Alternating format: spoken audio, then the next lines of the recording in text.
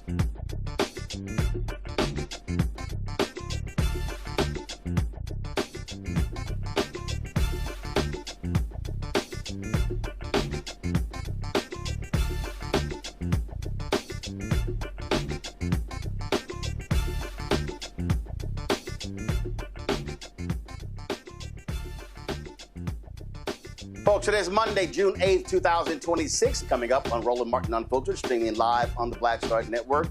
I'm live here in Atlanta, where Warren Dunn held his annual Celebrity Golf Classic, benefiting Warren Dunn charities. We'll hear from him talking about the great work that they're doing with families, putting them into homes, but also dealing with their physical and mental well-being as well. In Texas, the Karmelo Anthony defense rested without calling him to testify. It was a difficult day in court when the jury showed audible gasps when they saw gruesome autopsy photos of the young man that Karmelo Anthony is charged with killing. Also today, a federal court ruled that officials in Iowa cannot repurpose a scholarship specifically meant for African Americans. We'll talk to one of the attorneys involved in that particular case as well. The Marshall Project reports at least 47 suicides in solitary confinement in Mississippi over a 10-year period. We'll discuss this troubling pattern that's happening in Mississippi prisons. Also, Donald Trump continues to insult black female journalists, this time walking out of an interview with NBC's Meet the Press, Kristen Welker. He insults her on his way out as he continues to advance the lie of election fraud from 2020. Folks, it's time to bring the funk on Roland Martin Unfiltered on the Black Star Network. Let's go. He's got whatever the miss, he's on it. Whatever it is, he's got the scoop, the fact, the find. And when it breaks, he's right on time and it's rolling. Best believe he's knowing. Putting it down from sports to news to politics. With entertainment just for kicks, he's rolling. It's on go, y'all. It's Roland Martin, yeah. Rolling with Roland now. He's funk, he's fresh, he's real, the best, you know he's Roland Martin now.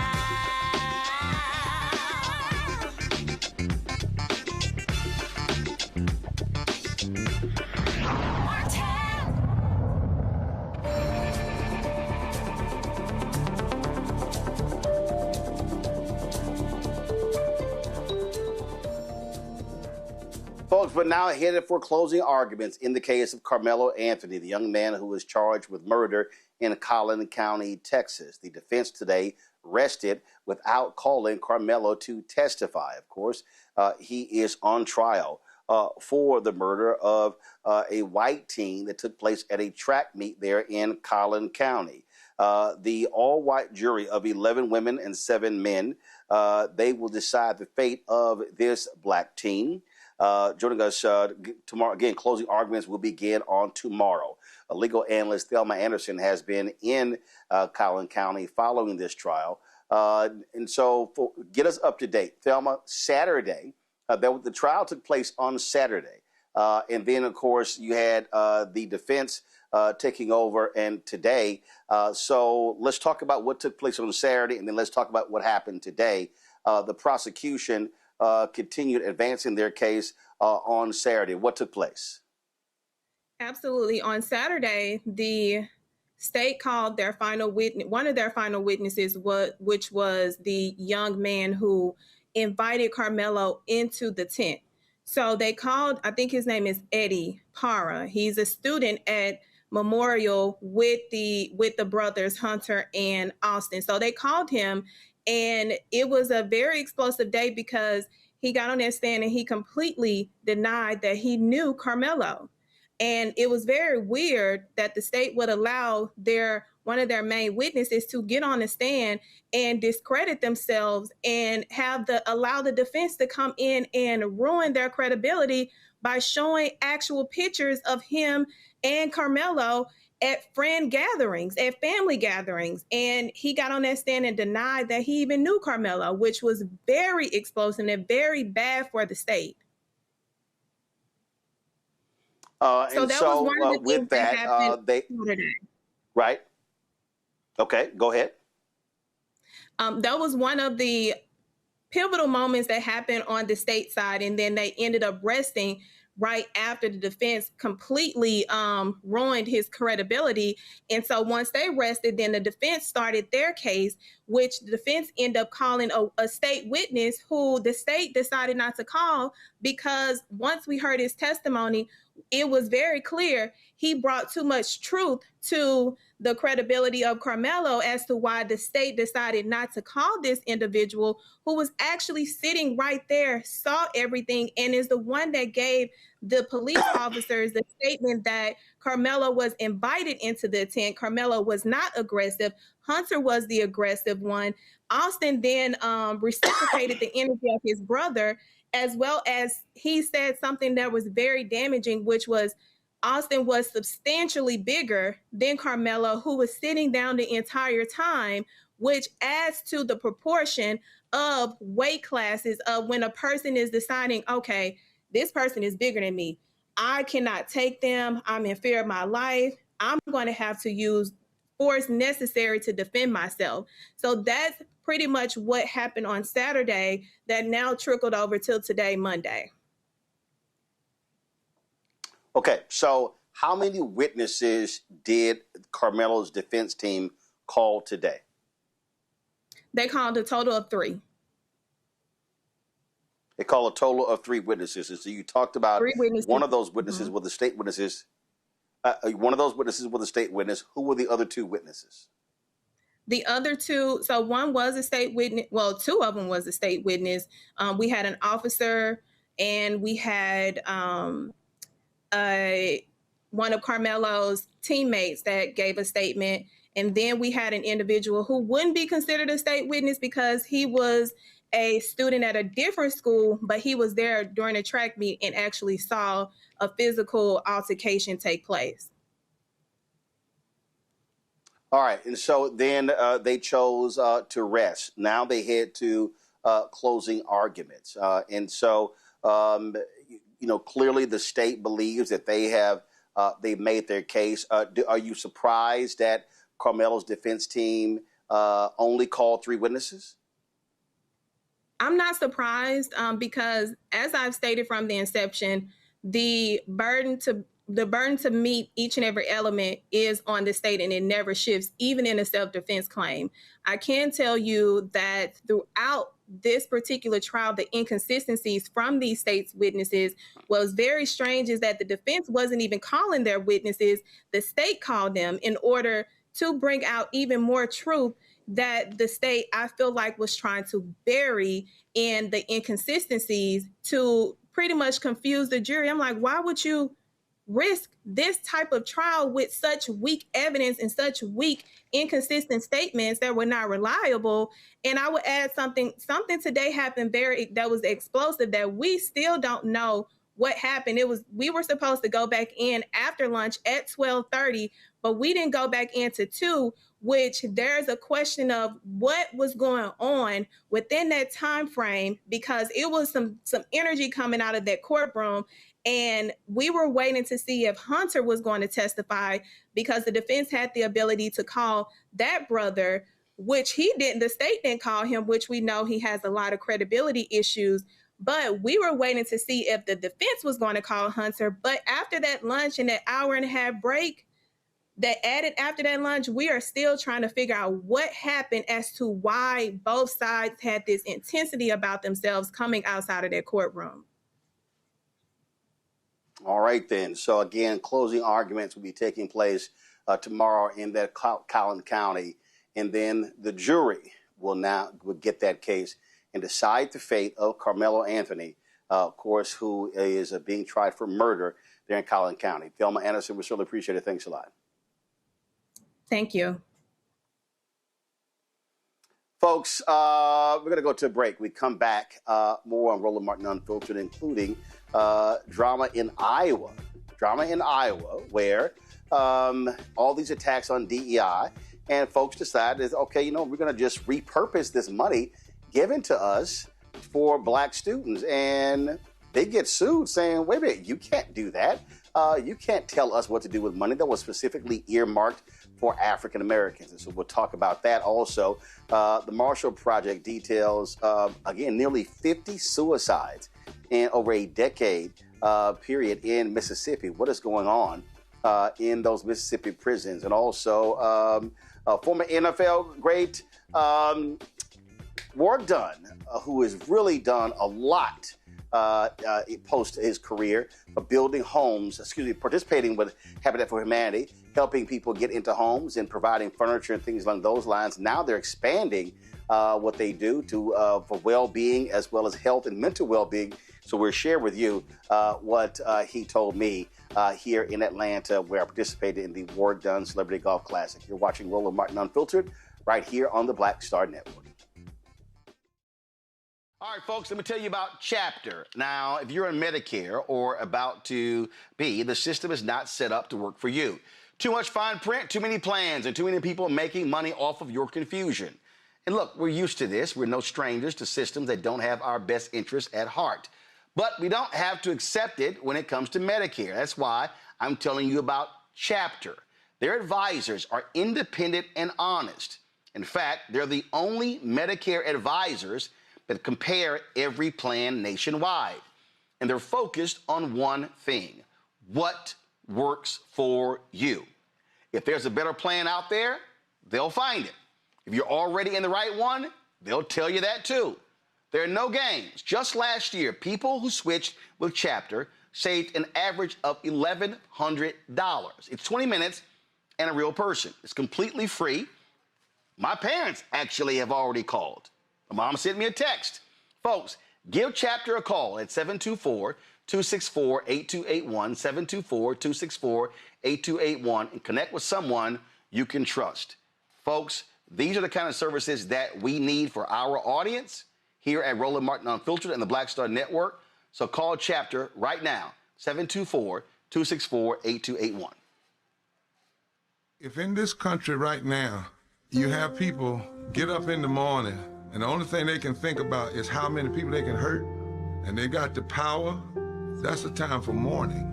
For better or worse, what makes America special, it's that legal system that's supposed to protect minorities from the tyranny of the majority. We are at a point of a moral emergency. We must raise a voice of outrage. We must raise a voice of compassion. And we must raise a voice of unity. We are not in a crisis of party versus party. We are in a crisis of civilization, a human rights crisis, and a crisis of democracy itself. And guess what? You've been chosen to make sure that those that would destroy, those that would hate, don't have the final say, and they don't ultimately win. What's up? It's Talib Kweli, MCEO. This is the Black Star Network.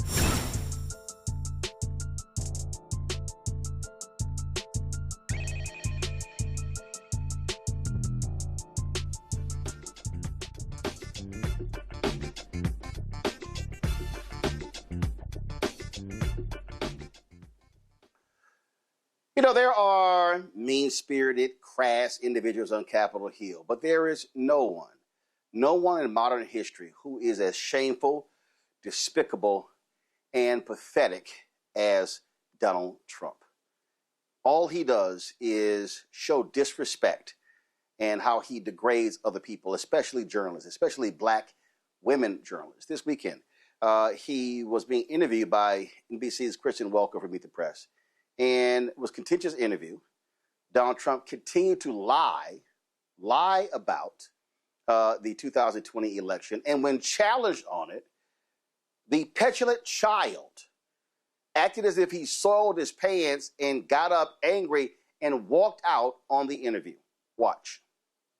Billion so-called anti-weaponization fund. It was going to compensate people who say the federal government weaponized the legal system against them. It's been blocked by the courts, met with opposition from Republicans and Democrats in Congress and Democrats. Excuse me, mostly Democrats. Mostly some Democrats and some Republicans. Some. Very few Republicans. Just to be very clear, are you backing off the fund completely, as your acting Attorney General Todd Blanche has said, or are you looking for another avenue to revive the fund? Let me explain what the fund is. People have been hurt so badly by radical left lunatics that worked for the Biden administration and Sleepy Joe. They're vicious, they're violent, what they did to people. And of course, they went after me more than anybody else. They raided Mar-a-Lago and all the other things. But people have been badly hurt. They've committed suicide. They've lost their jobs. They've lost their families. They've lost their wives. They've lost everything. They've lost everything over a fake weaponization of government. Now, so let me just tell you. are you looking for a way to revive it? Well, look, if it was up to me, I'd pay them the kind of money that they deserve.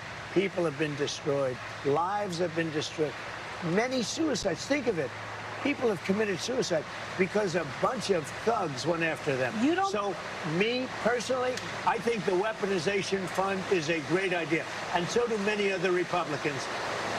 You have to get it approved. If they get it approved, that's great. If they don't get it approved, I'd be disappointed. All right, we're going to motor through this. But you have to understand, people have been destroyed by crooked politicians, and they should be reimbursed for that. Do you think anyone who attacked police officers on January 6th should get taxpayer money? I wouldn't be inclined to say so, but I have to see it. I can tell you this, 97% of those people, you look at them, the FBI or whoever it was, because you had a lot of crooked cops, you had dirty cops. Comey was a dirty cop. Well, a guy like Bolton was a dirty but cop. There's no evidence. Wait a minute. Oh, you think Comey was a straight people cop? Who pleaded guilty to assaulting police Comey officers. was a dirty cop. No, but they the had people FBI. who assaulted police Listen officers. to me. They had FBI agents ushering them into the building. They had FBI go into the building. Those people walking around, they're looking, oh, isn't this nice? They weren't in. They were being ushered into the building. There's no evidence. You had a bunch of dirty cops, and frankly, what they did was weaponization of our government. But sir, there's no evidence of that. More than 1,000 people. No, there's none. You know what you do? Try looking at the tapes one time. Would you take it off Look the at table? the tapes one time. But 172 people did plead guilty to assaulting police officers. You know why they pled guilty? Should they be exempt? Because they told they were going to jail funds? for 15 years if they didn't. Should they? They pled guilty because they were frightened. They went down. They were ushered into a building. Many of them were arrested without even going into the building. You'd be okay with them receiving taxpayer dollars? The people were destroyed by dirty cops and by weaponization.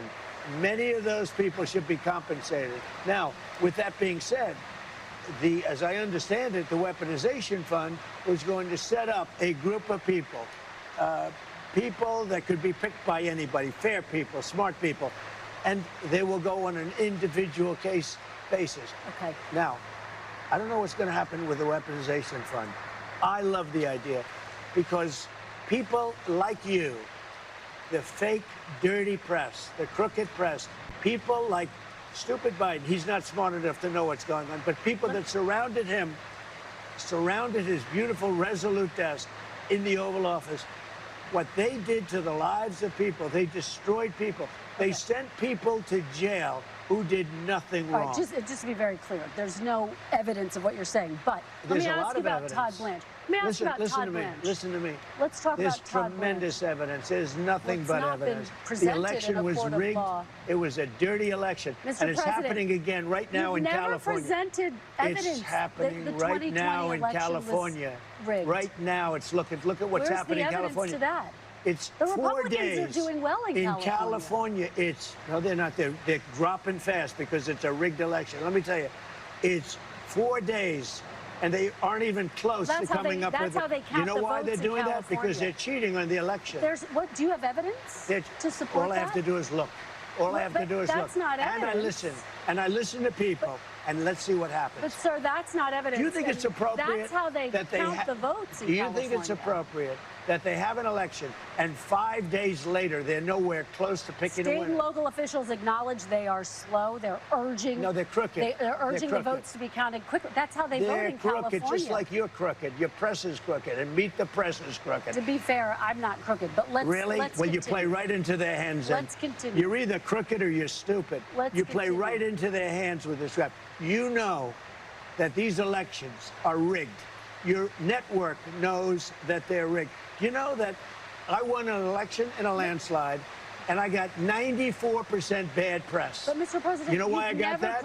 Because you have no credibility. But you've never presented evidence that it was rigged. Let's keep talking about, I want to talk about Todd You Blanche. have more evidence. There's more evidence than ever presented. Let's talk about... Your elections in this country, we're like a third world country. But, sir, your elections are crooked, and you're crooked, and Meet the Press is crooked, and so is ABC, and CBS, and CNN. But, Mr. President... You're one-sided crooked networks. All right, let's call it quits, because I've had enough. Thank you, darling. Have a good time. Mr. President, let's please. I traveled all the way to Wisconsin. I've sat in the rain with you. I know. I've sat in the rain with you for an hour, on and off in the rain, and I've given you enough time. You ought to straighten out your press, because you know what? Mr. President, a country can never be great with a dishonest Listen, press. we traveled all the way to Wisconsin for this interview.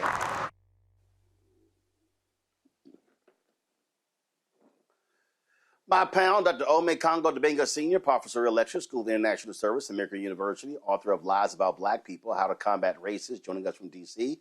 Dr. Derek Jackson, Georgia State Representative out of Atlanta. Glad to have both of you here. Let's just be real clear, Ome Congo. He is a decrepit individual. He has no bottom. And let's just be honest.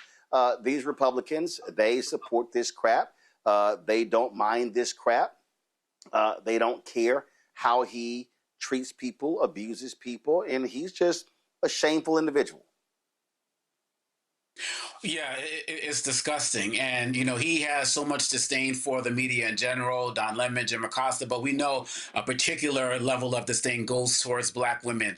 And I applaud Kristen Welker for what she did, because, quite honestly, I've been disappointed with some of her interviews, but I've been disappointed with a lot of these guys' interviews, because I've never seen Trump get this level of pushback, and she kept pushing. I at the end, though, when she was like, I came all the way out here, that kind of represents the problem with the media, is that he's verbally abusive to them, and they keep coming back to him. I get it, the president, you want access, but you can't keep entertaining liars. And this man is a misogynist. He's been, adjudicated, found guilty for sexual assault.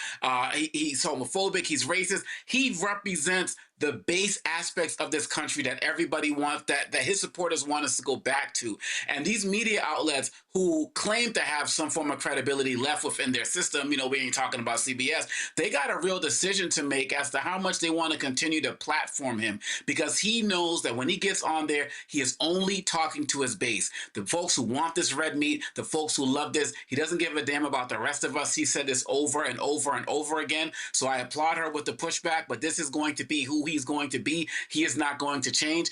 Real networks need to make a decision to if they're going to continue to platform something as verbally abusive, as misogynistic and hateful as what he just did again. What they also have to do, Derek, they have to have the guts to say, why do you keep lying? See, they don't even want to use that word. You got to call it what it is. He is a liar. That's right. Not only is he a liar, but this pattern, Roland, has been the same from the very beginning. I mean, he has tried to shame April Ryan. He tried to insult Abby Phillips, Joyanne Reed, and the list continues. So not only do they need to call him a liar, but they also need to say this president is undermining the First Amendment. I mean, it's dangerous, Roland, for him to refer to journalists as the enemy of the people. You all, such as yourself, you are out there to uphold the First Amendment, to inform the public.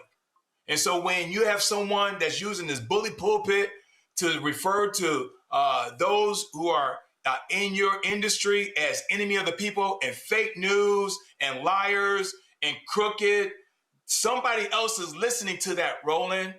And those individuals may, put your life and other journalists' lives at stake. And so we have to make sure that we're painting the right picture. And the picture is this, to Dr. Omekongo's point. This is a pattern, and this is who he is. And we have to stop whitewashing the information when it comes to Donald Trump. He is a liar, and he is not upholding the Constitution as he should be as the president of the United States. He is really a despicable individual, and I'm telling you right now, if I was sitting across from him, I would simply say, "You're lying. Right now, you're lying, and you continue to lie.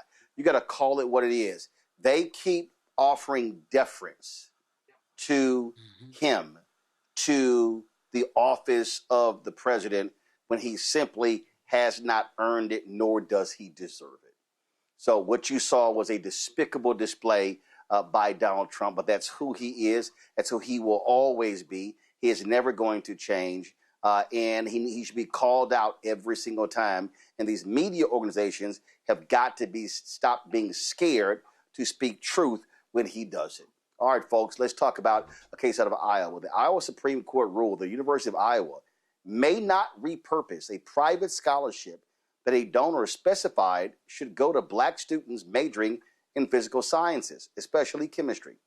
The university, where black students make up just 3% of the enrollment, filed a petition in district court requesting permission to distribute Dr. Totten's gift differently than he had specified. They wanted to give a scholarship to first-generation students. The university argued that because of the Supreme Court's affirmative action decision, it should be able to repurpose private donations such as that of Dr. Totten. However, that would conflict with the wishes of the donor, who is since deceased, which is expressed in his will. In 1997, chemistry professor and civil rights pioneer Ezra Totten established the scholarship in keeping with his life's work. In the 1930s, he was part of litigation to allow black students to enter graduate programs at the University of Tennessee, and he strove his whole life to improve access to the sciences for black students. David Walker is co-counsel for the NAACP of Iowa and Nebraska. Joins us now from Des Moines, Iowa. Glad to have you here, David. Let's talk about this here.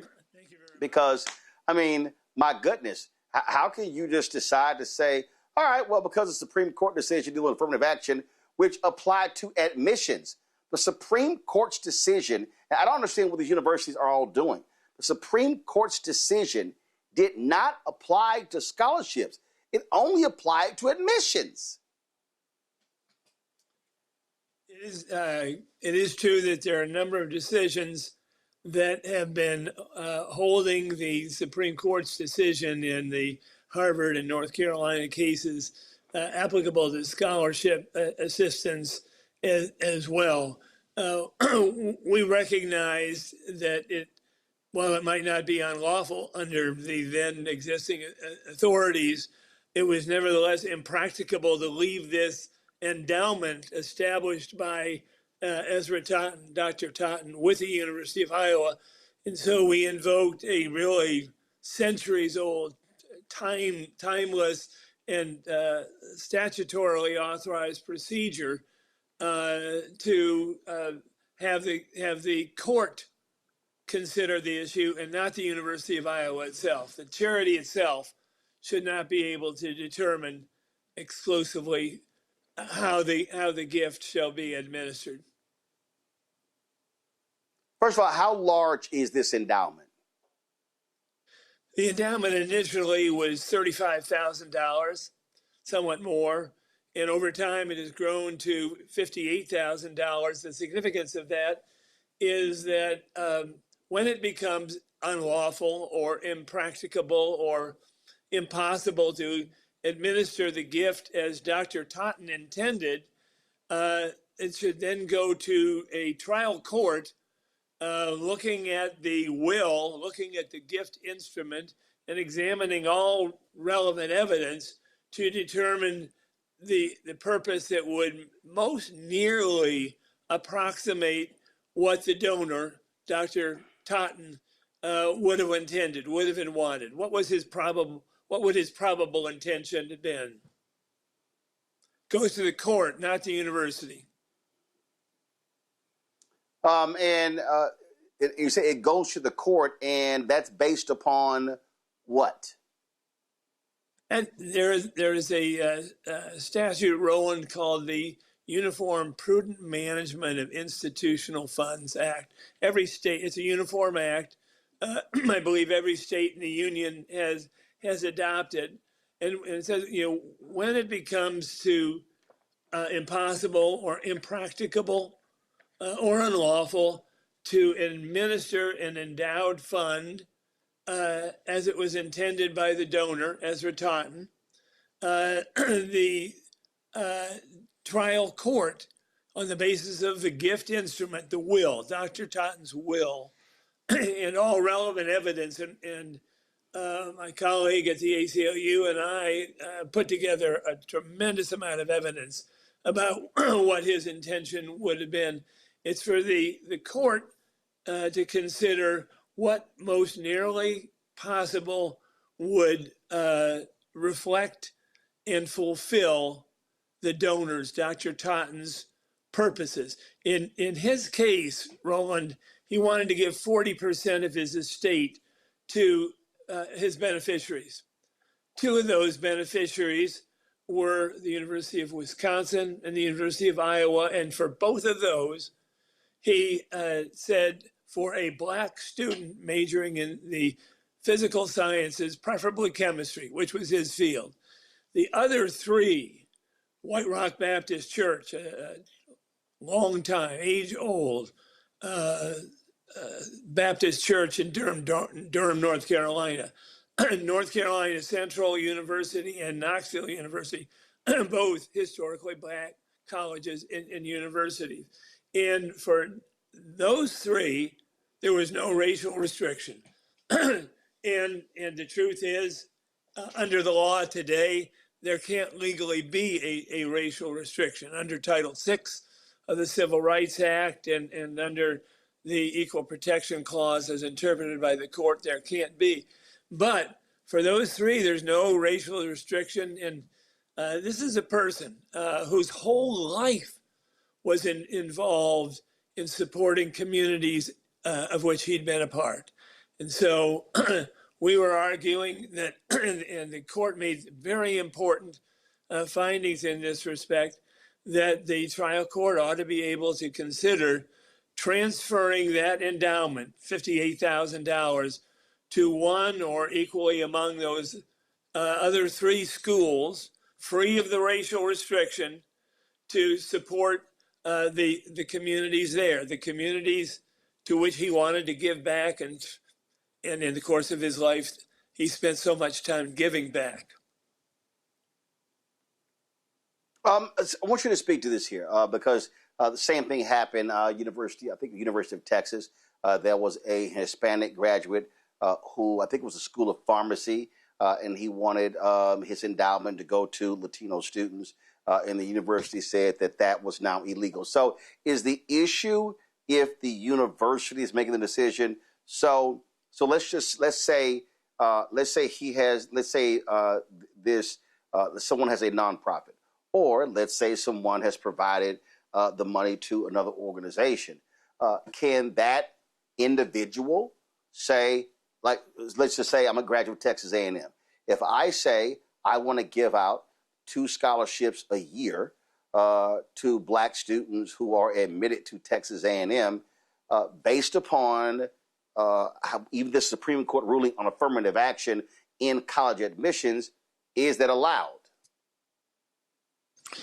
Well, it may not be.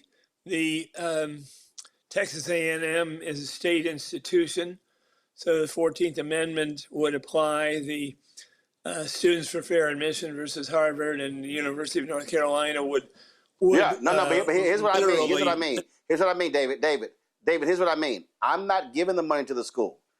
I'm saying if the students are already admitted and I decided I wanted to give 2 Black students a year a scholarship, is that allowed? Because what's happening is different individuals who've established groups of affinity groups, African Americans, Latinos.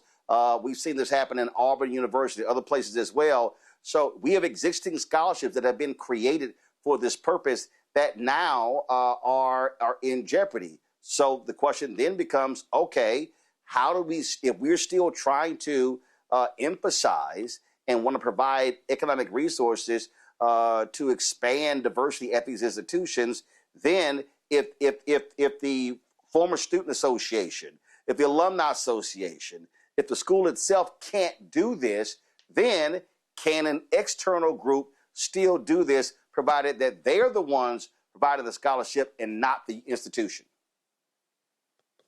I believe that you'd be able to give the money to those two individuals who made it aware that they'd been admitted to Texas A&M and were African American students, and you chose to give your money to them. That would be perfectly fine. Here's what was happening in the Iowa case.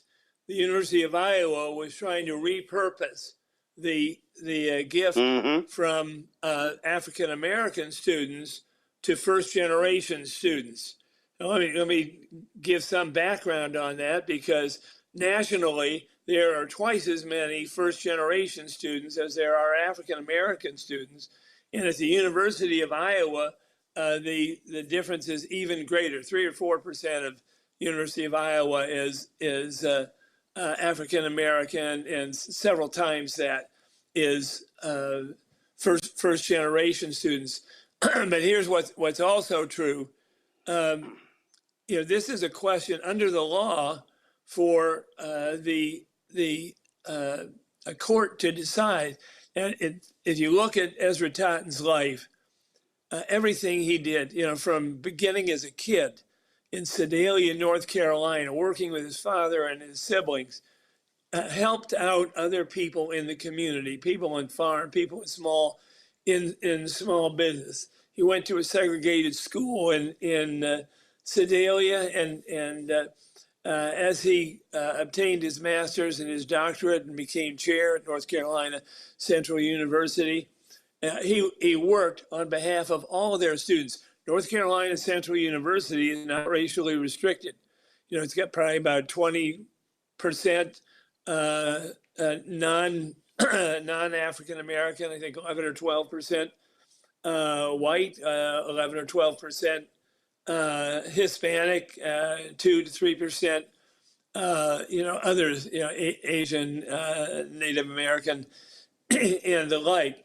And what the court, importantly, in the Iowa case said to the University of Iowa and to the Attorney General, you have to appoint somebody who's going to represent Ezra Totten's intent, because the law requires that we, as best as possible, approximate, fulfill his probable intention, his charitable purposes, in light of the will, in light of what his attorney communicated, in light of all the evidence about his life.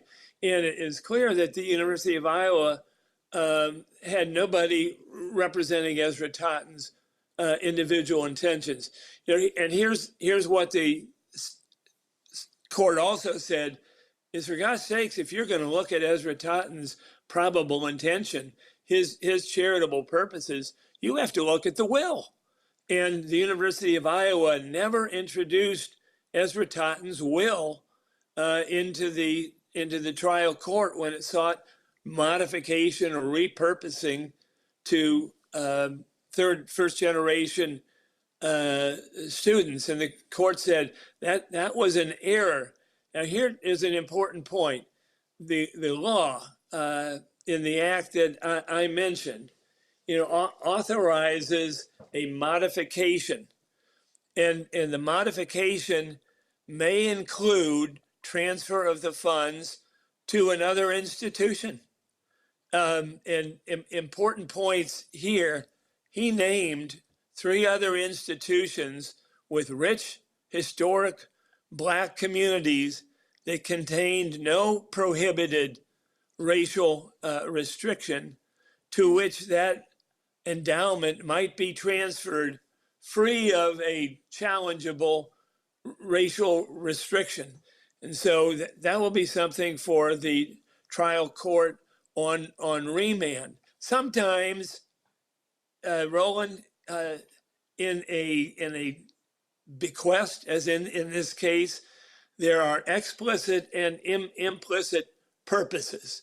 And one of the purposes might in fact not be enforceable. Here, a university's use of race explicitly in the award of scholarship. In that case, what the law says is, disregard the lesser purpose. What was the larger purpose? The larger purpose was somebody like you wanting to give back to the community of which you've been a part, which has supported you in your upbringing and in your family and in hard times or whatever. And to enable that gift to be made to fulfill the larger purposes, which the ACLU and the NAACP, which I was a co-counsel with Rita Bettis-Austin, a terrific legal director for the ACLU of Iowa. In that case, a lot, transferring the money to one of the historically Black recipients of his scholarship would fulfill his larger purposes to support that university. That charitable purpose that he wanted to fulfill. Giving it to first generation students would not. For example, you could have an accomplished, hardworking, financially in need African American student, one or both of whose parents had gone to college but had passed away. Something terrible had happened. They were no longer in the picture. He would not qualify for Ezra Totten's scholarship. That seems wrong, especially given the numbers and the dilutive effect that would be evident in this case, given the number. Twice as many first generation students nationally as African American students, many times that at the University of Iowa. But I think bottom line here, David. Bottom line here, David, is real simple. If somebody gets given money for a purpose, you just don't decide to take the money, even though you may not deem it to be a whole hell of a lot of money. And the reality is, I get first generation, but the reality is there are a lot of African American students who are first generation to go to college. They are first time in their family, and the reality is we still need to have these scholarships providing opportunities for these individuals, and they should not be usurped. And I really hope and pray that individuals as well as alumni associations and others really rethink, providing their money to these state institutions in light of these folks. And again, I believe what they are doing is there's an overreach when it comes to this decision. You had Republicans in Congress like Senator Tom Cotton sending letters to law firms saying, oh, your apprenticeship programs, your internship programs are now in violation because of the Supreme Court ruling. I'm like, no, they're not. That's nonsense. And so I certainly hope folks fight back in these cases. David, we appreciate it. There's got to be a way for Black people. There's got to be a way for Black people to give back to their communities without somebody saying it's unconstitutional or unlawful. Absolutely. David Walker, we should appreciate it. Thanks a lot. Thank you very much, Roland. We're going to bring in Ome Congo and Derek. Derek, I'll start with you.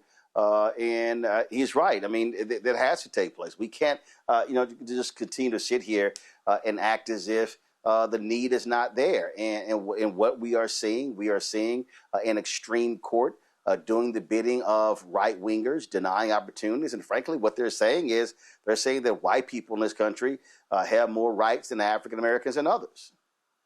And we see this. We see this in the vaccine case. We see this. We see this. We see this in the gerrymandering case, in gerrymandering cases as well.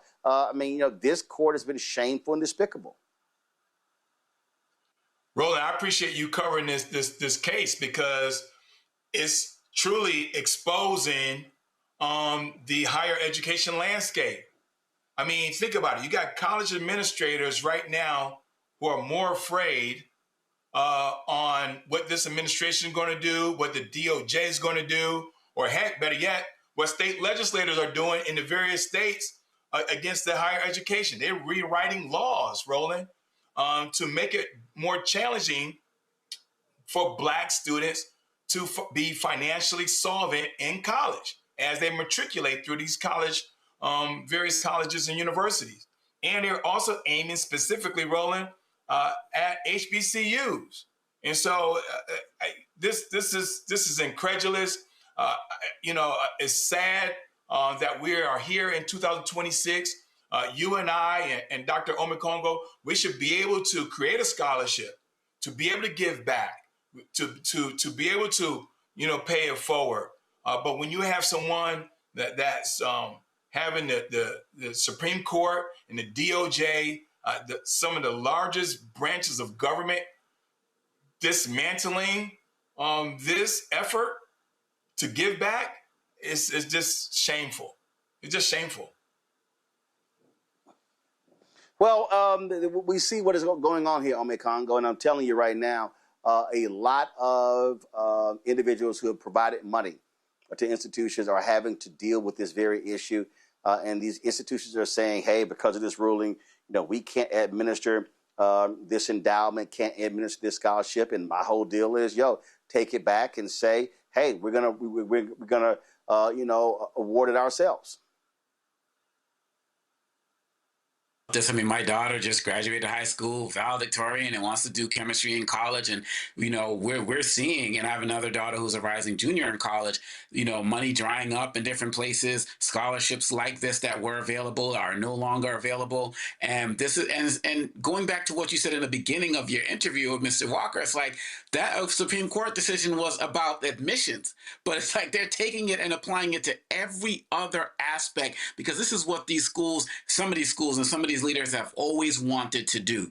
And they're jumping at every opportunity to deny Black people and non-white folks in general the opportunity to get a better education. What happened to private business? What happened to, respecting enterprise and all of this other type of stuff? This is a man's private money, private endowment. And they're not doing this for I'm sure, endowments that are going to students who are probably going to be white because of their background or region that they're going to come from. But we have to get on the good foot about this, because you also mentioned this happening in another place with a Latino graduate. There's absolutely no way this is not happening across the country.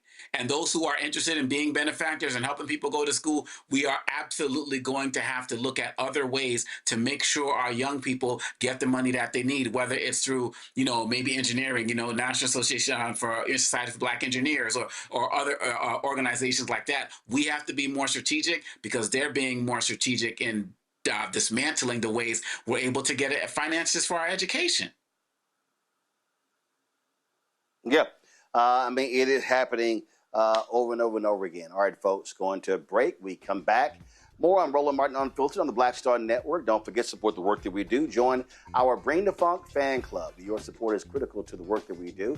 And so if you want to do so, again, our goal is to get 20,000 people contributing on average $50 each a year. That's $4.19 a month, 13 cents a day to support this show and the 5 other shows on the Black Star Network. If you want to use Cash App, use the Stripe QR code. You see it right here on the screen. If you're listening, go to blackstarnetwork.com. Click the Cash App Pay button to contribute. You can also use this QR code for credit cards. Checks and money order. Make it payable to Roland Martin Unfiltered, P.O. Box 57196, Washington, D.C. 2003 7-0196. PayPal's R Martin Unfiltered, Venmo RM Unfiltered, Zelle Roland at RolandSMartin.com, Roland at RolandMartinUnfiltered.com. We'll be right back. All right, folks, let me tell you about Chapter. Now, if you're on Medicare or about to be, the system is not set up to work for you. Too much fine print, too many plans, and too many people making money off of your confusion. And look, we're used to this. We're no strangers to systems that don't have our best interests at heart. But we don't have to accept it when it comes to Medicare. That's why I'm telling you about Chapter. Their advisors are independent and honest. In fact, they're the only Medicare advisors that compare every plan nationwide. And they're focused on one thing: what works for you. If there's a better plan out there, they'll find it. If you're already in the right one, they'll tell you that too. There are no games. Just last year, people who switched with Chapter saved an average of $1,100. It's 20 minutes and a real person. It's completely free. My parents actually have already called. My mom sent me a text. Folks, give Chapter a call at 724-264-8281, 724-264-8281, and connect with someone you can trust. Folks, these are the kind of services that we need for our audience here at Roland Martin Unfiltered and the Black Star Network. So call Chapter right now, 724-264-8281.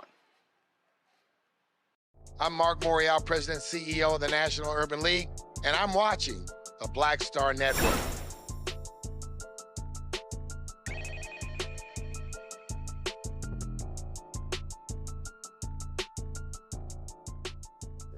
Hold on.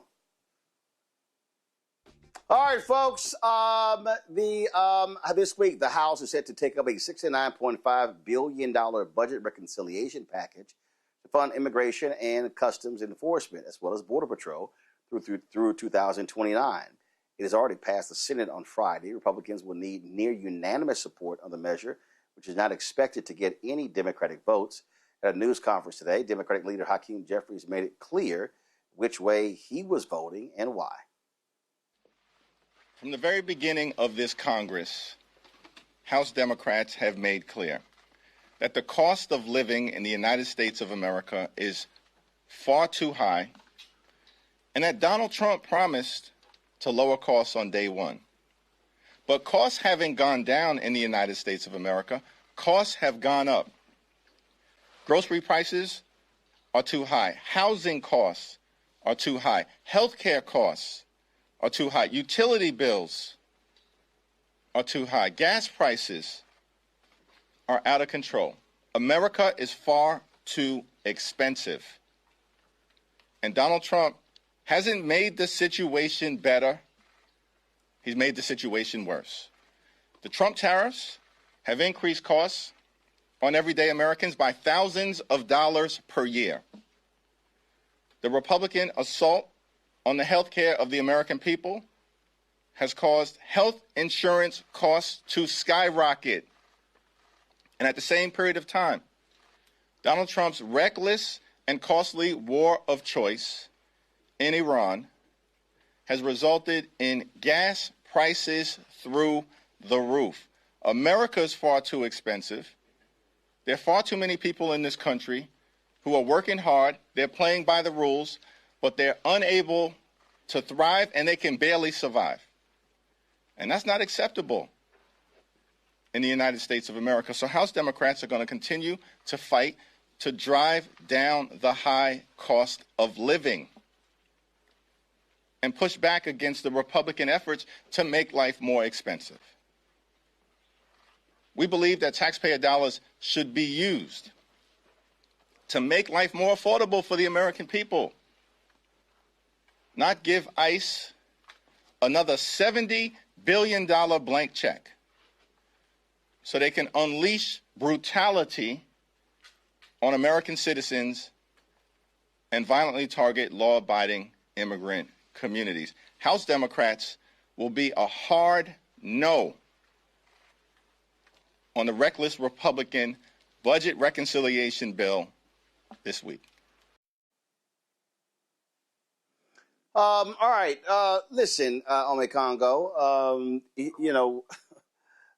Democrats shouldn't give any support to what Republicans are doing. What we are seeing are individuals who are allowing an absolutely corrupt individual occupy the Oval Office. These people still do not want reforms when it comes to ICE, and they want them to operate with impunity. Yeah, he didn't need the hat though, but that's okay. We'll keep it moving. Look, I think that when you look at what ICE is doing, he's gonna support. He's gonna support his Knicks. So even though I want the Spurs to win tonight, but go ahead. No doubt. No, I'm with you on that. Look, ICE. How much more do they need? First of all, I mean, even during the last shutdown, they were still getting money that was appropriated. These guys, they're so wealthy right now, like they're buying airplanes with like bars, on the planes. How much more money do they need? And I'll be honest, Roland, like I appreciate what Jeffries is saying, but I'm not fully convinced that one or two Democrats. I mean, when he leans in hard, Democrats tend to follow him and whatnot, but I wouldn't be surprised if some broke. But really, at the end of the day, this is a vote that's going to just keep all Republicans on record as we go into the midterms. Nothing has happened that has made ICE more popular since Trump got in, since Holman was doing his thing, since Mark Wayne Mullen took over. Nothing's changed. Everybody thought, well, since Kristi Noem was going to leave, that people are going to not care about ICE anymore. So my thing is, let them vote. my hope is that some Republicans will develop enough of a conscience because, now that we're past Memorial Day and so many of these primaries are done, Republicans can start to do a little bit more to have a bit of a spine going to the midterms. So I'm hoping that will happen. Maybe they'll shave off 1 or 2 or 3 Republicans in this particular bill right now. But at the end of the day, Trump's #1 priority is his racism and his hate, and ICE is the organization that he's using to do it, to practice all of it, him and Stephen Miller. And so I'm hoping that this fails, but even if it fails, he's not going to stop because this is his #1 way to demonstrate his racism. Derek? Roland, I had to unpackage the package, right? Because I want to make sure your listening audience understand what this $70 billion, what they want to do with it. $30.7 billion, Roland, they want to hire 20,000 unqualified high school dropout, paying them $100,000, $50,000 sign-on bonus, and if they got college, $60,000 forgiveness. They're also including this 30.7 personnel and operation. Then they have $46.5 billion, Roland, to construct a new border wall that they've been talking about for years. And then $5 billion, Roland, get this, to build more detention centers in the United States, across the United States. And then last but not least, Roland, $1 billion to finish the ballroom. So it's not just $70 billion for ICE and the border and facilities. It's the border, it's the deal with the ballroom too. So when conservatives, like Republicans, say they're fiscally conservative, I call that BS. And every Democrat up there in Washington, D.C. should be calling out BS when you have SNAP, you got children that are on SNAP benefits. Here in Georgia, we got 644,000 children that need their SNAP benefits, and the federal government saying, no, we can't afford that. That's a problem. Oh, absolutely. All right, folks, hold tight 1 second. We come back. Marshall Project did a breakdown. It's a 10-year period. Nearly 50 people dying by suicide. What is going on in Mississippi prisons? We'll talk about that next right here. Roland Martin Unfiltered on the Black Star Network. All right, folks, let me tell you about Chapter. Now, if you're on Medicare or about to be, the system is not set up to work for you. Too much fine print, too many plans, and too many people making money off of your confusion. And look, we're used to this. We're no strangers to systems that don't have our best interests at heart. But we don't have to accept it when it comes to Medicare. That's why I'm telling you about Chapter. Their advisors are independent and honest. In fact, they're the only Medicare advisors that compare every plan nationwide. And they're focused on one thing: what works for you. If there's a better plan out there, they'll find it. If you're already in the right one, they'll tell you that too. There are no games. Just last year, people who switched with Chapter saved an average of $1,100. It's 20 minutes and a real person. It's completely free. My parents actually have already called. My mom sent me a text. Folks, give Chapter a call at 724-264-8281, 724-264-8281, and connect with someone you can trust. Folks, these are the kind of services that we need for our audience here at Roland Martin Unfiltered and the Black Star Network. So call Chapter right now, 724-264-8281. How you doing? I'm Mark Curry, and you're watching the Black Star Network. That's why I got these glasses on, because that black star is bright.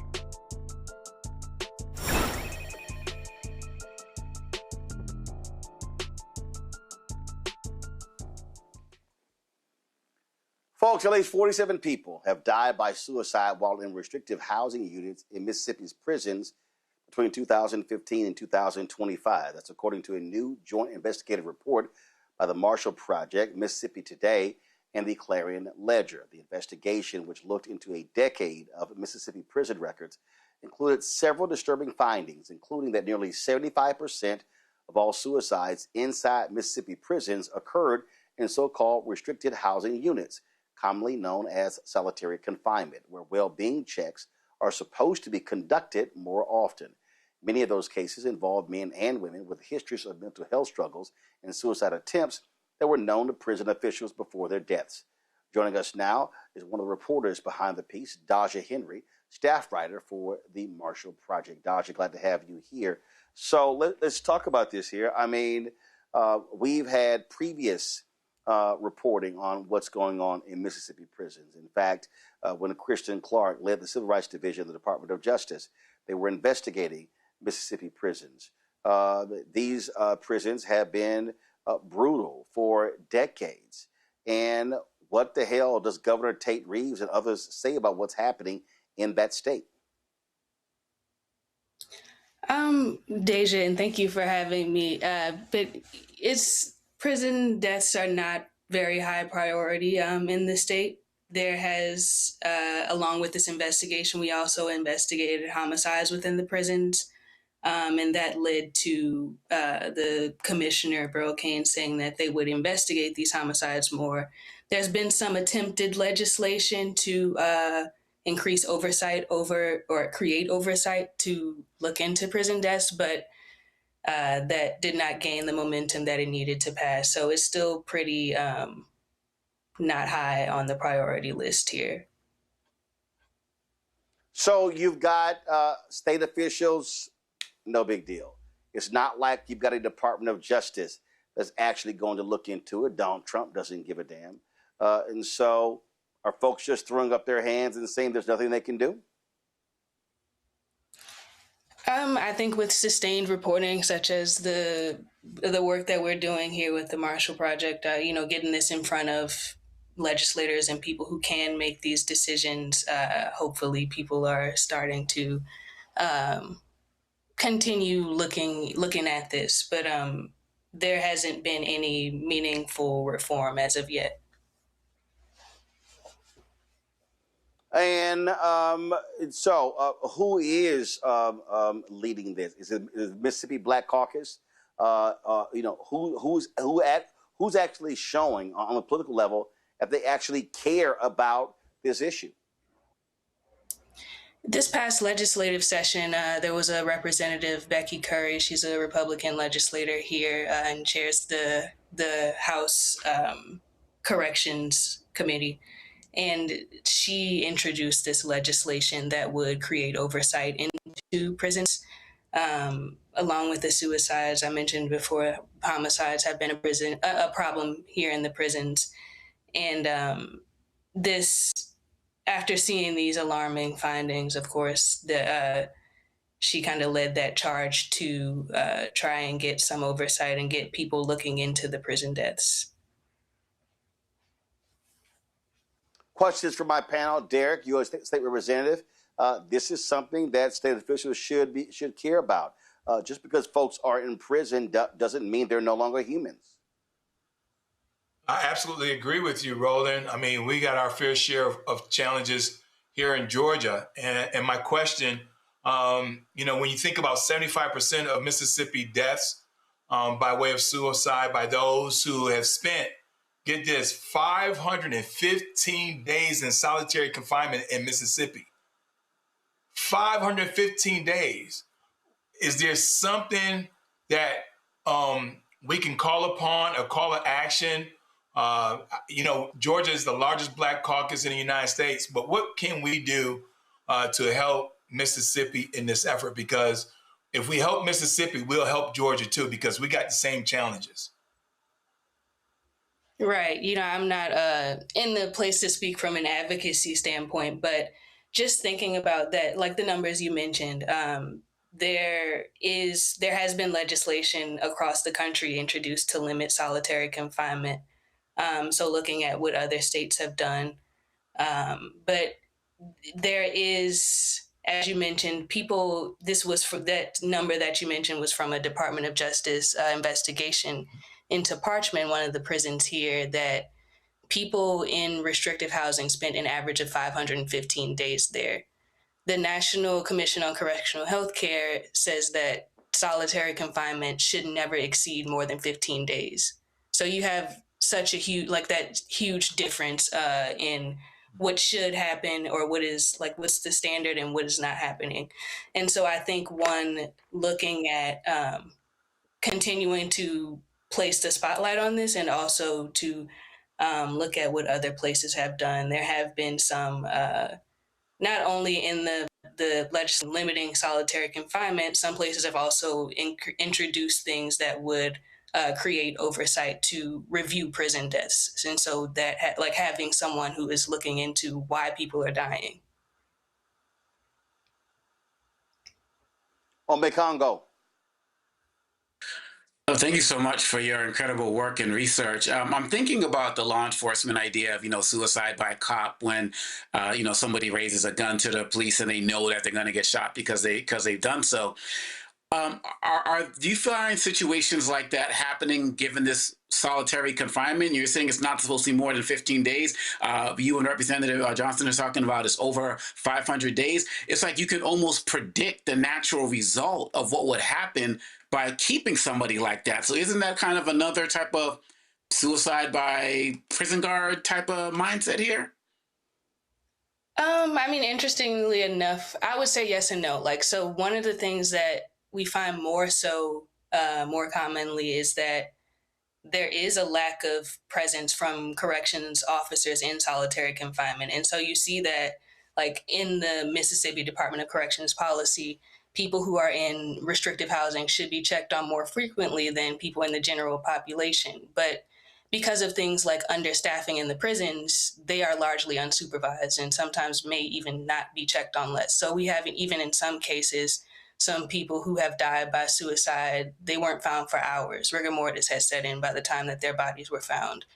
And so, it's kind of opposite on that aspect. But yes, these are torturous conditions that people are in, that there is a large body of research saying this is harmful and heightens the risk of suicide, worsens mental health conditions. And, when you keep people under these conditions, what is expected to happen? Mm-hmm. All right. Thank you. All right, then. Deja, tell people where they can actually check out the reporting. Yes, this investigation can be found at themarshallproject.org and MississippiToday.org. All right, then. Well, we surely appreciate it. Thank you so very much. Thank you.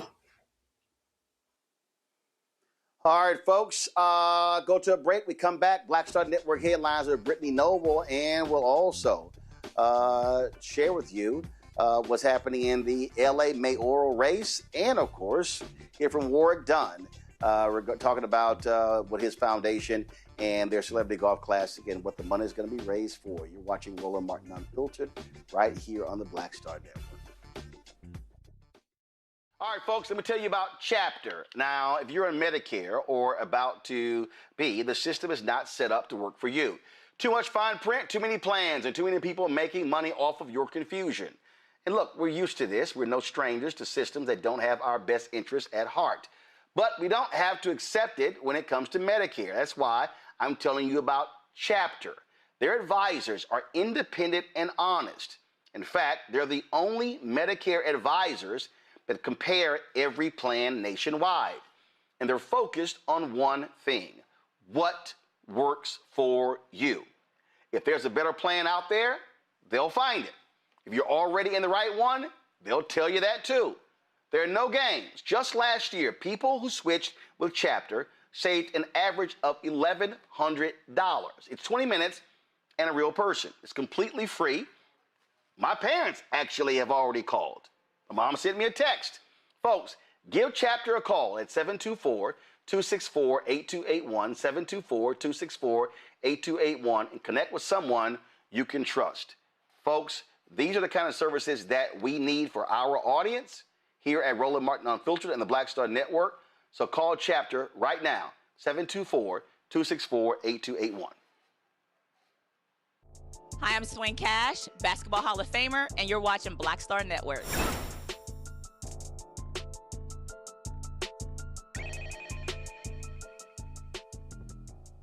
Folks, time for Black Star Network headlines with Brittany Noble. Over the weekend, 2 mass shootings increased concerns about public safety at large gatherings. Incidents in both Kansas City, Missouri and Toledo, Ohio left 21 people injured. Early Saturday morning, Kansas City police responded to the 7900 block of Trost Avenue after reports of gunfire. Officers arrived around 4 a.m. and found a large crowd dispersing from the area. Authorities say 9 adults were injured but suffered non-life-threatening injuries and are expected to survive. However, bullets reportedly struck nearby homes. And just hours later in Toledo, gunfire broke out near the annual Old West End Festival. 12 people between the ages of 14 and 61 were injured. Police believe that 2 people may have been firing at each other in the crowd after a fight broke out. All victims are reportedly in stable care. The Toledo shooting forced the organizers to cancel the festival's final day. In both cases, authorities say the investigations remain active and no suspects have been taken into custody.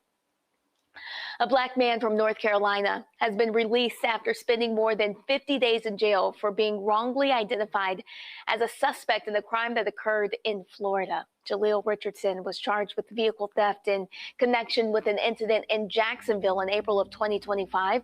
A sheriff's deputy used AI technology to identify Richardson as an 85% match to a person captured in surveillance footage from a nearby Publix store. Well, the state attorney's office stand that the identification, along with 2 eyewitness accounts, was sufficient to establish probable cause for Richardson's arrest. Prosecutors later dropped the case when evidence revealed that he was, in fact, hundreds of miles away in North Carolina at his job at the time of the crime. Richardson has described his experience as racial profiling, stating that the arrest cost him his job, his home, and custody of his children. There was no proper investigation done to even reach out to me or to see if I was even in Florida. And I sat in there for over 50 days in the most worst jail ever. I'm not sure how I'm gonna bounce back from this one, you know. It's a lot. I'm just taking it one day at a time. According to the Electronic Frontier Foundation, Richardson is believed to be at least the 14th person in the United States wrongfully arrested due to facial recognition misidentification. A lawsuit is currently attempting to block a UFC Fight Night event scheduled to take place at the White House. The lawsuit was filed by 2 Virginia residents who argue that the event is unlawful under national park regulations. They also contend that Trump stands to gain financially from the event because of his ownership stake in the UFC's parent company. Despite the legal challenge, the White House intends to proceed with the event on June 14th and has labeled the lawsuit as baseless and dilatory. A flesh-eating parasite that has been eradicated over 40 years ago has reappeared in cattle in Texas. On June 3rd, the Agriculture Department announced the detection of the New World screwworm in a calf in the state, with a second case confirmed just 2 days later. The parasite targets warm-blooded animals by laying its eggs in the open wounds. Once the larvae hatch, they consume living tissue and can be fatal if not treated promptly. The screwworm was successfully eradicated in 1982 through the release of millions of sterile flies, which prevented the species from reproducing. In response to this resurgence, federal officials are once again employing the same strategy to curb the parasite spread. The USDA is investing $750 million in a new facility in Texas that will produce hundreds of millions of sterile flies each week. Experts caution that a widespread outbreak could lead to nearly $2 billion in annual losses for Texas livestock producers due to animal losses, treatment costs, and additional labor. A jury awards $13 million to the family of a Star Trek star in a wrongful death lawsuit. Nichelle Nichols was widely recognized for her role as Lieutenant Aurora. She became a trailblazer as the first Black woman to play a lead role on TV, but after her death in 2022, her family filed a lawsuit against the New Mexico hospital where she'd been admitted for shortness of breath and other symptoms consistent with acute heart failure.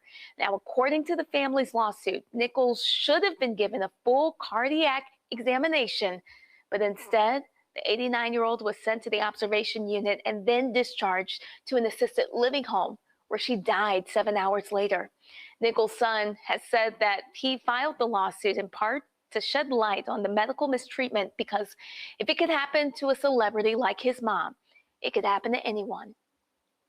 And the basketball world is mourning the loss of Stacey King. The former Chicago Bulls big man and longtime broadcaster died over the weekend at the age of 59. King spent 8 seasons in the league after being selected 6th overall in the 1989 NBA draft by the Bulls. He quickly became part of one of basketball's greatest dynasties, helping the Bulls capture 3 straight NBA championships alongside Michael Jordan and Scottie Pippen during the franchise's legendary early 90s run.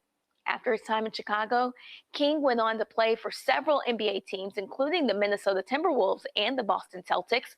Following his playing days, he became a fan favorite broadcaster known for his energetic calls, memorable catchphrases, and larger-than-life personality behind the microphone. The Chicago Bulls announced King's passing on Sunday, but did not provide a cause of death. King will certainly be missed. Folks, be sure to catch the Breakdown Brittany Noble every day, noon Eastern, right here on the Black Star Network. Again, the Breakdown Brittany Noble every day, noon Eastern on the Black Star Network. Let's talk about the Los Angeles mayoral race. And man, the right-wing MAGA people are out of their mind because they're poor, grossly unqualified, and uneducated, and really stupid candidate Spencer Pratt is now in 3rd place, and he's not going to be in the runoff. Incumbent Mayor Karen Bass has 34.7% of the votes. So far, she has 250,871 votes. Nithya Rahman, she is on the city council. She has 27.1%, 196,198 votes.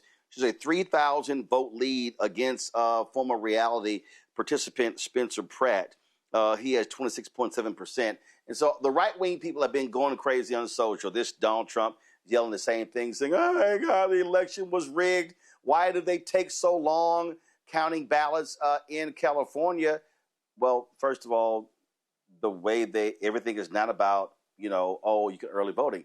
People like Van Lathan, he posted, he dropped his ballot in the mail on Tuesday. Well, if the law allows for you to have your ballot postmarked by Election Day, it kind of takes time for the ballots to come in and for the ballots to be counted. Okay, that's not a big deal. It's a no-brainer. The other thing, Derek, that people don't understand is that, and this is the problem with a lot of people, they assume that on election night, all ballots have been counted. That's not true. I mean, so the problem is you have overseas ballots. Again, if you have a regulation that said postmarked by a certain date, and then you have that. And so although an election might be called, although somebody might concede, it doesn't mean all of the ballots have actually been counted. You're exactly right, Roland. I mean, listen, I spent 22 years in the United States Navy. I was overseas 10,000 miles away. 9 times out of 10, I completed an absentee ballot. And it'll tell you, as long as you have it postmarked by such a date, it is going to be counted. And then every state is different, but for the most part, there's this thing called certification. And that certification process starts after the election date, Roland. 7 to 10 days after the election date, there's going to be a certification process. That's the actual number. So it's not just a number on Tuesday night or Wednesday morning. You have to look at the totality of the system. And then last but not least, let's just call it what it is, Roland. They're losing their minds because the person that's occupying the Oval Office continues to say the 2020 election was, he won and they cheated him. And so now you're going to have this poison in our election process, thinking that, if the number said this on Tuesday and now it's a different number on Wednesday, somebody cheated, and that's not the case. We're going to be going back to a special session on dealing with gerrymandering and the election process because they want to turn our ballots to paper ballots, Roland. And so we're going to be going back to the special session on June 17th. And what you think if the Republicans make this happen? If we go back to paper ballots, we won't know until 10 days later. And so this is the kind of problem that we're dealing with, when you're going to have these kind of MAGA individuals who are going to continue to say, well, if the number was X that one on that day, and now it's Y on this day, somebody cheated. And that's not the case. Well, and that's all you see. I mean, these people are just, they want to whine and complain about everything on Congo.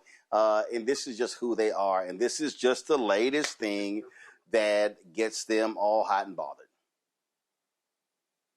Yeah, and their logic doesn't even make sense. I mean, if there was going to be shady things going on with this election, you would think that they would have declared victory immediately on the night of. So that's number one, for Bass. Number two, I believe Mayor Bass would probably prefer to run against Pratt versus Ramon as it relates to, running in Los Angeles. So that's another thing. I mean, the California voting system is just, it is what it is. It takes forever. I mean, at one point, Ramon thought that she had lost to Spencer Pratt, and now she's back in the lead. So yeah, they can make the system easier, they can make the system better or faster. But look, at the end of the day, they have a system in place, and you'd rather get stuff right than rushed. And we talked about this last week. The fact that the only qualification they had for this guy was former reality star who sold like crystals or whatever, and that's the competition they're putting up against Mayor Bass. They should be ashamed of themselves, but of course they have no shame, and all they have is grievance. And it's great to see that another candidate who tried to run on grievance was not able to be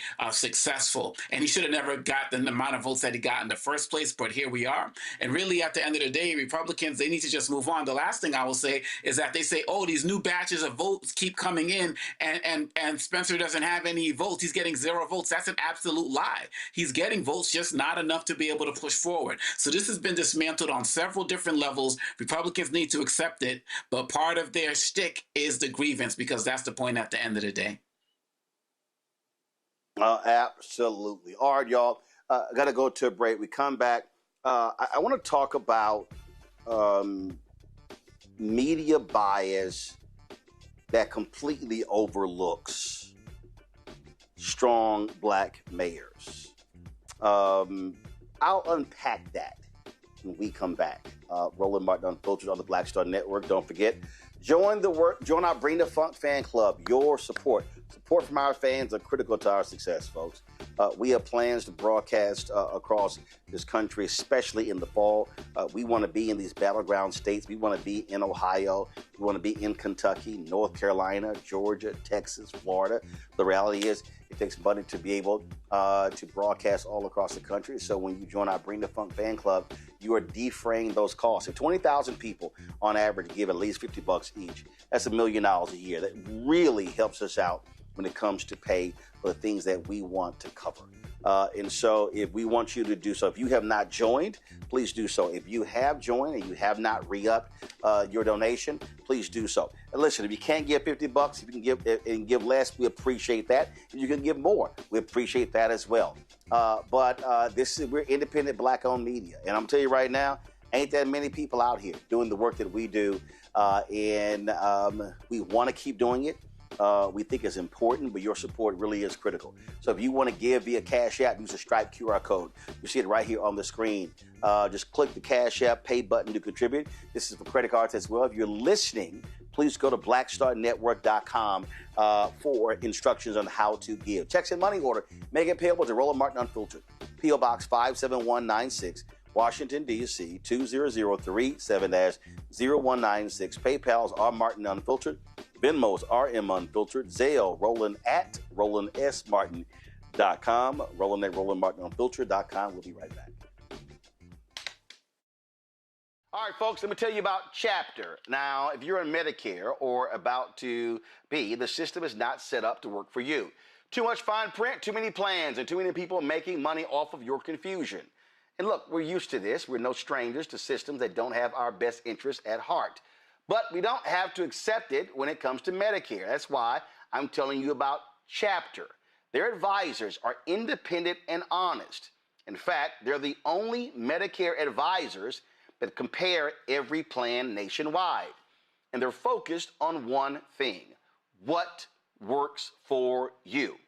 If there's a better plan out there, they'll find it. If you're already in the right one, they'll tell you that too. There are no games. Just last year, people who switched with Chapter saved an average of $1,100. It's 20 minutes and a real person. It's completely free. My parents actually have already called. My mom sent me a text. Folks, give Chapter a call at 724-264-8281, 724-264-8281, and connect with someone you can trust. Folks, these are the kind of services that we need for our audience here at Roland Martin Unfiltered and the Black Star Network. So call Chapter right now, 724-264-8281. Hey everybody, I'm T.D. Jakes, and I want to encourage you to watch Roland Martin Unfiltered. It'll blow your mind.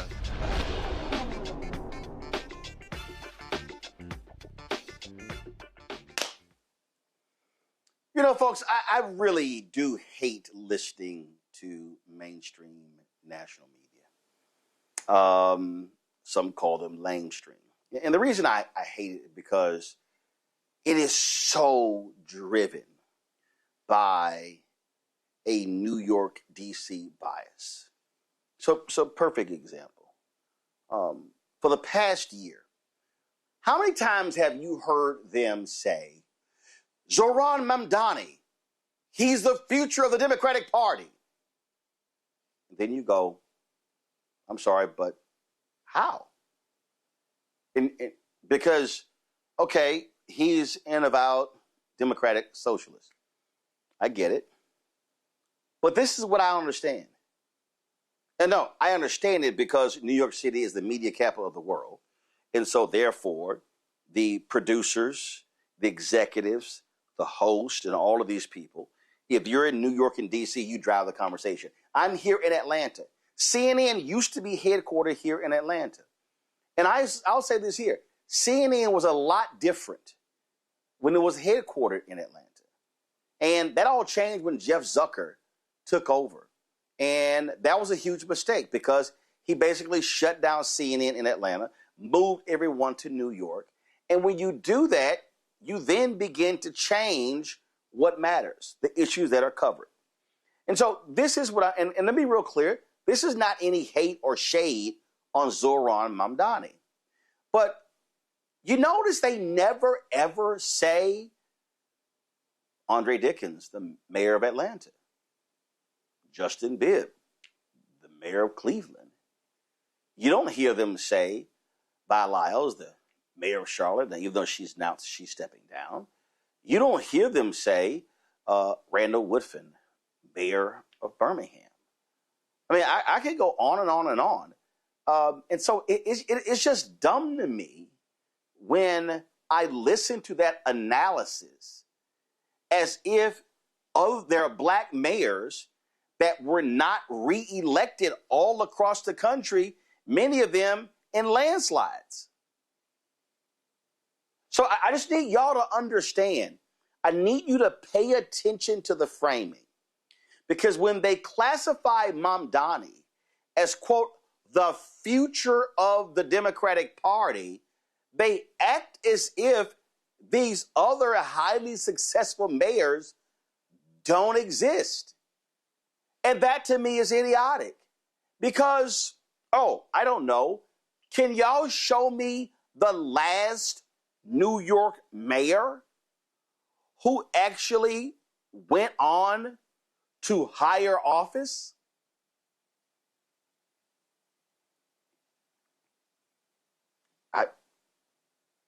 Matter of fact, if I had to sit here and Siri, who was the last New York City mayor to become governor? Let's see here. The last mayor of New York City to become governor was John T. Hoffman in 1869. Siri, who was the last New York City mayor to become president?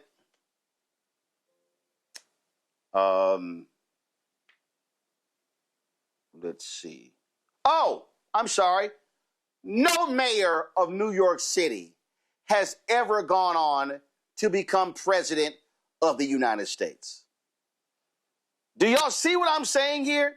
Do you now understand when these people are telling you, oh, so-and-so is the future of the party, they are projecting some BS, and then they all run along with it. And so then Politico, then Axios, then Notice, then Wall Street Journal, and the New York Post. And they all run with this story, and it's bullshit.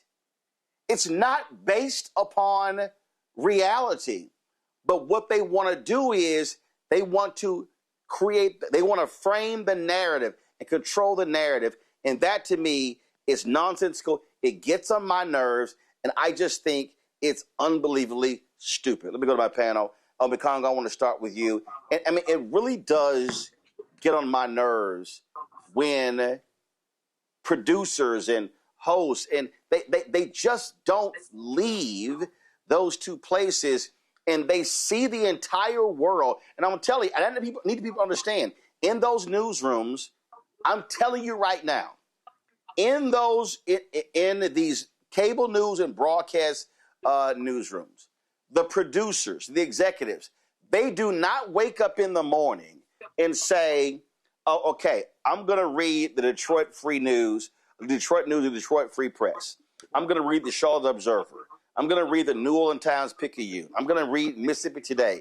I'm going to read the paper in Memphis. I'm going to read. No, they don't do any of that. So they're not getting a national view of what's happening. And in fact, I remember, Mikongo, Obama gets elected 2009. We have a significant financial crisis. And I was in Columbus, Ohio, giving a speech. I think it was around MLK or Black History Month. And they were talking about canceling their rookie cadet class because they didn't have the funds. And so when the stimulus package was passed under Obama Biden, money in there restored that cadet class. But I remember before that got passed, I remember going back to CNN and telling Campbell Brown and her team about that. And I was like, yo, y'all really need to get Michael Coleman, the mayor of Columbus, on the show to talk about the impact of this economy on his budget. They were looking at me like I was crazy. And I was like, how about y'all not talk everything out of D.C.? Well, what happens when the stimulus gets passed and they restore the class, all of a sudden it's like they're talking about, the stimulus bill, this is one of the things they paid for. And I'm kind of like, y'all could have been like 4 months ahead of the game if you listen to me.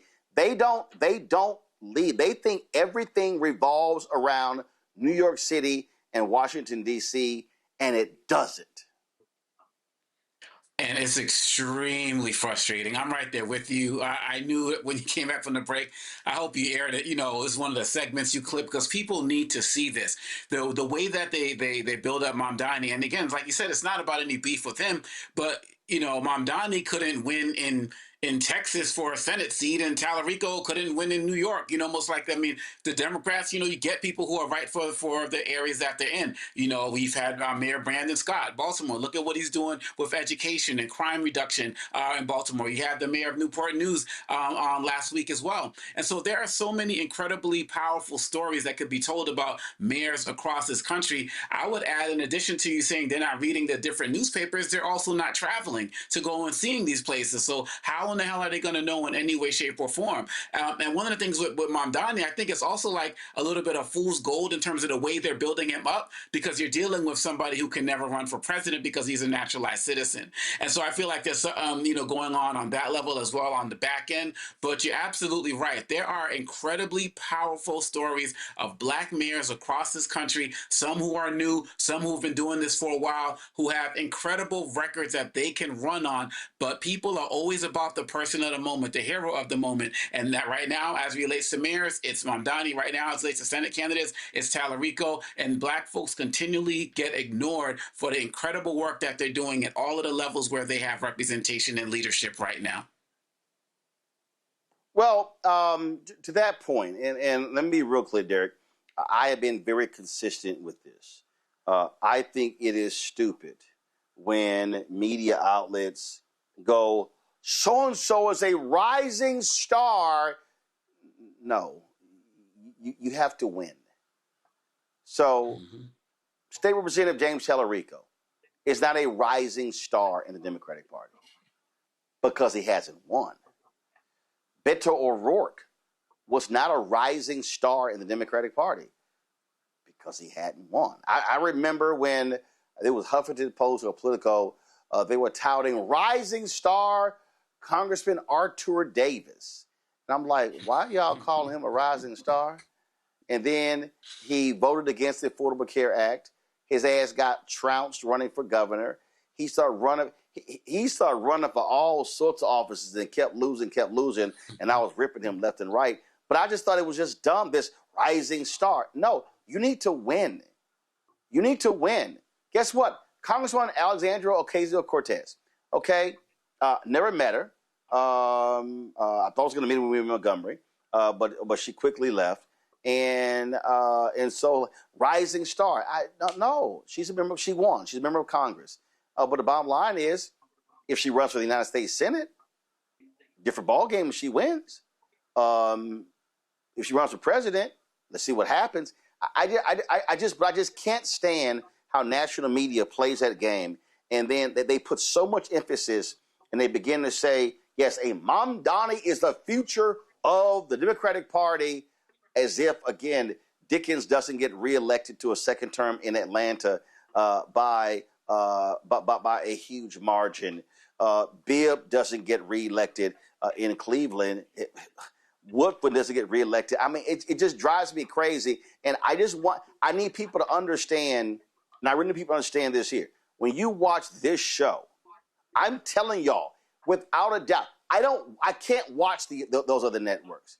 Without a doubt, you are going to see far more diversity of mayors, council members, state reps, state senators, members of Congress on this show than any show on cable or broadcast television, because, Derek, we're not just looking at New York City and D.C. We're looking at Detroit, Memphis, Cleveland, Cincinnati, Toledo, looking at Charlotte, New Orleans. We're looking at Jackson, Mississippi. Much casting a wider net, because that's what we should be doing. You're exactly right, Roland. And let's face it, the media outlets are only reporting what the Democratic establishment, what they're allowing. The Democratic establishment is behind this, Roland. Let's not kid ourselves here. Since 1964. No, they're not. No, they're not. You know who it is? I'm telling you right now. I was at CNN for 6 years. The people who are determining this are a small cabal of largely white male executives who say we can only discuss 2 or 3 things a day. I'm telling you, I have been in the belly of that beast, and I never understood why. I remember when I filled in for Campbell Brown, I was like, why in the hell are we talking about the same damn stories that Wolf was talking about, and they were talking about at 3 o'clock, and they were talking about at noon? Is it possible that we could actually talk about some other stuff that might be of interest? And then when I tried to bring in I remember we were going to discuss a Supreme Court ruling, and I want to have former Congressman Floyd Flake leading a massive church in Jamaica, Queens, who was president of Wilberforce, and literally a white producer said, "Who's Floyd Flake?" And I went,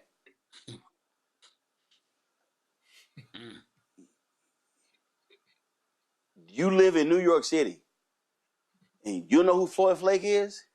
They wanted, I forgot who they wanted. And I was like, okay, if we're going to talk about education, talk to that guy. It was the dumbest thing. It was unbelievable how they would look at me like I was nuts when I was introducing people knowledgeable on the issues but it was people they did not know. That's my problem. This is driven. This is a mainstream media driven deal when they decide who is important and who isn't. So based on that point, with all these billionaires who are now purchasing these media outlets and networks, Roland, I don't think it's going to get any better, right? You got these high-tech billionaires who are going to start putting in their selected individuals, and now you're going to have Fox Network on steroids at CNN, MS Now, and all these other major outlets. The only reason why I was suggesting the approach I was making is that when Hakeem Jeffries, the minority leader, gets on that podium, he can say, as the minority leader, and say, this is, Jasmine Crockett is our rising star, not Tellerico. She's a duly elected sitting congresswoman running for the United States Senate. She is our candidate. So that's what I meant by we can push back as those of us who are elected can say who, when we get on platforms, the beautiful thing, that's the reason why I always tune in on election night on the Black Star Network, your program, because you give that unvarnished perspective on election night versus when these billionaires who are starting to take over these major networks, Roland, if those individuals don't follow the script, they're going to find themselves, with their own program like Don Lemon and others who are starting to. So that's the point I was about to make. I mean, listen, first of all, an individual can decide who they want to endorse, all of that. I get all of that. No, what I'm talking about is, again, how they cover. For instance, the last week, you have seen massive coverage of Graham Plattner. You have not seen the same coverage of Ken Paxton. You haven't. That's right. And so all I'm saying is I just want the audience to be very careful when they say this is the future of the Democratic Party. That's why I laugh anytime I see these people and they say that and again, this is no shade against AOC when they say, I forgot, it was somebody was like, AOC and Bernie Sanders, they're running the Democratic Party. I'm going, no, they're not. I'm sorry. Can you show me how many bills of Bernie Sanders and AOC that have actually gotten passed? I mean, Lauren Underwood has actually, to my knowledge, has actually passed more bills than AOC has. She's passed more bills than Bernie Sanders has. I just want the people to be very mindful of when you hear these things, they are saying these things for a reason. And I'm saying that what we have to do is push back on that particular nonsense when they say it. All right, folks, let me thank Derek and Ome Congo for being on today's show. Gentlemen, I certainly appreciate it. Thank you so very much. Folks, I am here in Atlanta. Warrick Dunn, former NFL player, played for Tampa Bay Bucks, played for the Atlanta Falcons, has an annual celebrity golf classic. His charity does a lot of work in providing furniture and other resources for families who have homes built by Habitat for Humanity. You might remember the story of his mother, a police officer, murdered in the line of duty in Baton Rouge. And he's really has had a focus on helping people become homeowners. Now they are expanding what they are doing by focusing on the physical health and the mental health of these families that they help. Well, last night they had the pairings party, and so I got a chance to be there, help them with the auction, raise some money. Today was the golf tournament. Later we'll show you some of the sights and sounds from the golf tournament. But just wanted to have tonight, though, you can hear from Warrick Dunn talking about the great things that he's doing here in Atlanta with the Warrick Dunn charities. Here another year for the golf tournament. For folks who don't know, this is not just about playing golf. It's really providing resources for folks in need. Yeah. For me, though, it's really here to help raise money for my Homestead Holidays program, but also now we want to educate people on our SCOPE program that we have, overall brand of health and wellness, where we have Health is Your Wealth, get the families to get out and get their biometrics, work out, growing vegetables in their backyard, cooking healthy meals at home, financial health, where our Count on Your Future program, where we say if you invest in yourself, we will invest in you. We're helping them start a savings account. And I'm always stressing needs versus wants, and also mental health, Betty's Hope, where we're trying to help kids and family have a balance on every day, how they respond to adversity, trauma. So for me, we can create healthy minds, healthy bodies. We create healthier communities through our SCOPE program. With our Homestead Holidays and SCOPE, that's really the wraparound support services. And all of that really started that's how I grew up. We were a community, everyone knew each other. We were always outside. Times have changed, and technology has changed a lot of things. But at the same time, I love that community feel, and I just want to be able to help individuals and families with impacting the community in a positive way. So, when was that point when you say, we need to expand this beyond just providing, the furniture and things along those lines? So what really led to that? Well, I think over the years, you start to see how can I help eliminate a lot more issues, but also in the homes now, we give the down payment assistance and we fully furnish it, but we also cater the homes to the family's liking with their favorite colors, themes, and those things. And so we wanted to all you got to do is bring your clothes. And for me, I just wanted to be able to really help all families get off to a true fresh start, but I also know that my SCOPE program is a part of my journey and how I was raised and the things that I went through and how I really utilize needs versus wants, how, you gotta eat healthy to take care of yourself, to live longer. You gotta work out, do those little things. I think everything that I'm talking about when it comes to SCOPE, it's a part of my journey, that things that I've been through that I can relate, that I know that it impacted in my life and made who I am today, who I am.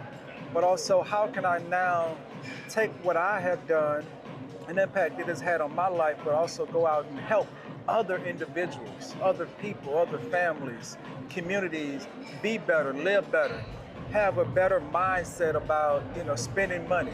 I grew up on needs versus wants. And, thinking about now, you invest, 80% and spend 20%, right? Think about that, how you can do that, and the outcomes and the returns are down the road, and it's really for the next generation. As we, as parents and, leaders, we have to lead by example. So, for me, it's I just had great individuals that helped me be who I am. A father figure, my grandmother, and just men along the way for me, Coach Bobby Bowden, Charlie Ward, Coach Dungy, Arthur Blank, Mr. Blank. He's the majority owner of the Atlanta Falcons. You have individuals that have helped you take those steps along that path to help me be who I am today, so I'm thankful for that. What do you want to say to this generation of football players and athletes? It's a lot more money that they're getting, and what do you want to say to them about creating their legacy beyond the field? Well, you can't just think about the money. You gotta love the game, right? But think about what do you want to be passionate about, right? What is something that brings passion, that drives you, that motivates you? For me, you wake up every day. It's not work to me. It's just something I do because I enjoy doing it, and I don't get paid for it. I've been doing it. The first 5 years I started this program, I just wrote the check out of my pocket. The first 6 years I just wrote the check out of my pocket, just helping individuals. Because in reality, it's not about me. It's not about all the money. It's about the impact that I can make. And I would tell these young guys, it's like, you want to impact the community, set a legacy, then you're not going to think about yourself. You're not going to think about, fancy cars, fancy shoes, clothes, all those things. You're going to think about, what can I do to impact and change a life that's going to make someone else's life, another kid, live better? Because we all have been through journeys, and you think about our journeys, we've had people in our lives that have helped mold us, that directed us. And nobody's 100% perfect. No one's going to always be right. But it's like, who are you going to surround yourself with as individuals, right? You're going to have people in your circle that's going to push you and help you be better, or tell you when you're wrong, to help you get back on the right track. And that's the type of individuals, company that you should want in your life, they're going to always be real with you, not tell you what you want to hear, but tell you what you need to hear so that you're taking those steps and being better. So that next gen, it's hard work, commitment, it's sacrifice, and that's one thing I always tell guys: what are you going to sacrifice to be great? What are you going to do that's going to be different? And for myself, during that journey, I sacrificed a lot. I gave up a lot of stuff to take the steps to get where I'm at today. It's like, how can we try to explain to these guys that all the money in the world, that's great, but is that going to make you a better person? What's going to make you be the best human being is really caring not just about yourself, but your community, people around you. How can you help someone else? And that's going to have more of a lasting impact than anything that we could ever do. All right, out of all the celebrities you had through here, who would you say is the best golfer? The best golfer? Woo, that's a tough one right there, because, all you guys are up and down. I know there's one guy, his name is Roland Martin, and he hit a lot of people out on the golf course. Now, don't get cut. We know that didn't happen. No, I'm just messing with you. You've had Bo Jackson, Sterling Sharp. Yeah, Sterling. Yeah. No, I've had some really, really good guys, but I think Sterling is a pretty good golfer. Fred McCrary, that's all he does. He golfs all the time. I know. I just had a lot of really good guys over the years that have played in the tournament and that have come out and they put on shows. Doesn't mean their team win, but they actually did their part, and it really, their group enjoyed themselves. And on the golf course, you want to win, but at the same time, you really want to engage your group, right? Yep. Engage them and have a great time together, and really just, you guys are talking, laughing, enjoying each other, because those are memories that you're making for, 4, almost 5 hours on the golf course that I think gonna last, gonna impact people in a positive way. So I don't need guys to be the best golfers in the world. I just need guys to be good golfers. You don't want them to hit anybody, but you want them to really go out and engage and just really, build those relationships, because you just never know where those relationships go. Absolutely. Well, I saw you at the Chris Tucker golf tournament 3 years ago. You like, man, I want you to play in my tournament. So I think this is my 3rd year. So glad to be here. No, I appreciate you, coming down and supporting, and anything I can do to support you, because I love what you do. So I follow you on YouTube and all those things as well. So I'm just happy that I got a big timer like you that I can look up to. All right, glad to be here. Yes, sir. I appreciate you. All right. Okay. All right, folks. Again, we'll put together a piece and we'll show you what happened on the golf course here at the Ward Dunn Celebrity Golf Classic. So, and this is also one of the reasons why y'all already know I love to play golf.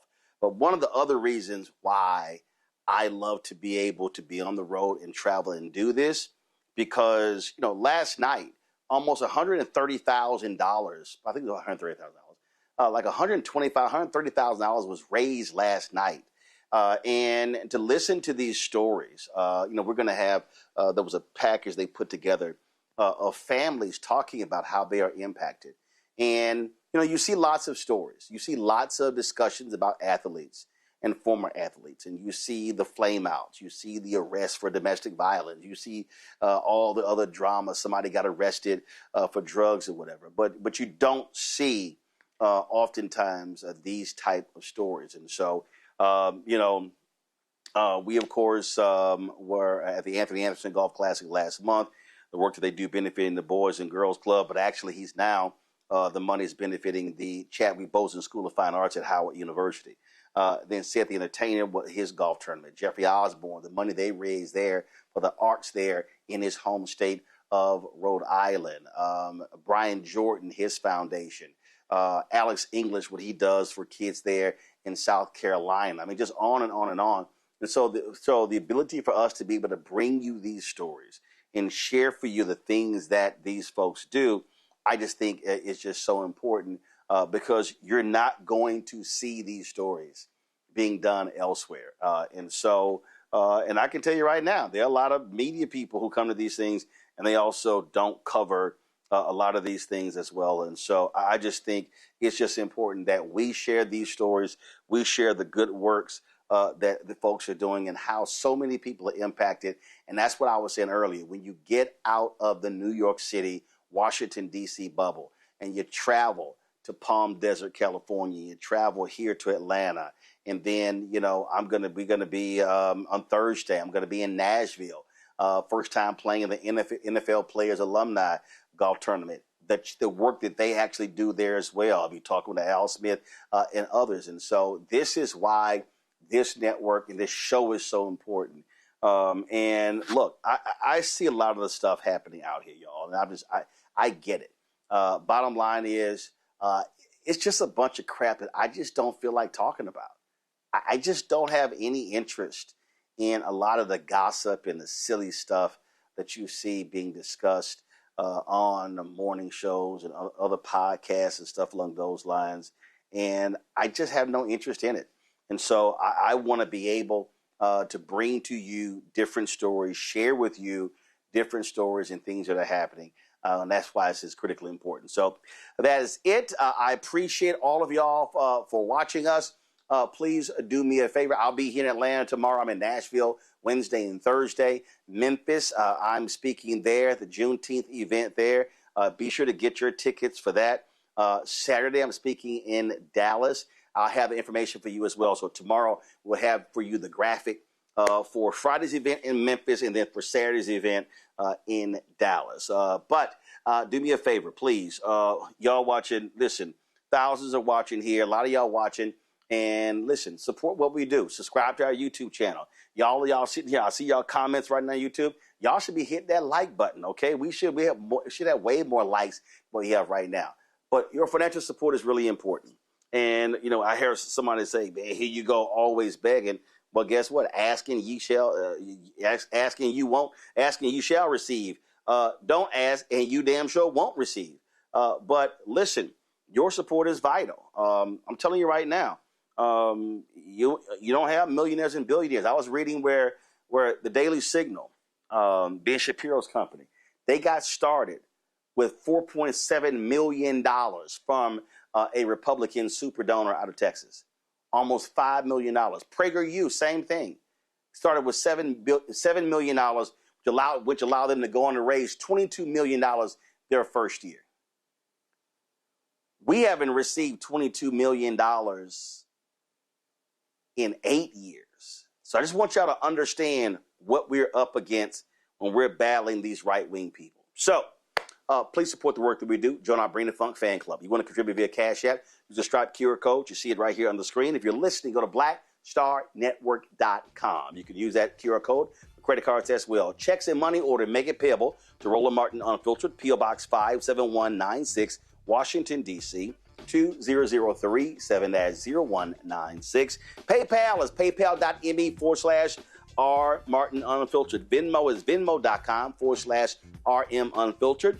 Zelle, you can pay Roland@RolandSMartin.com, Roland@RolandMartinUnfiltered.com.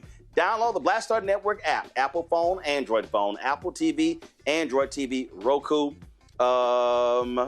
Amazon Fire TV, Samsung Smart TV.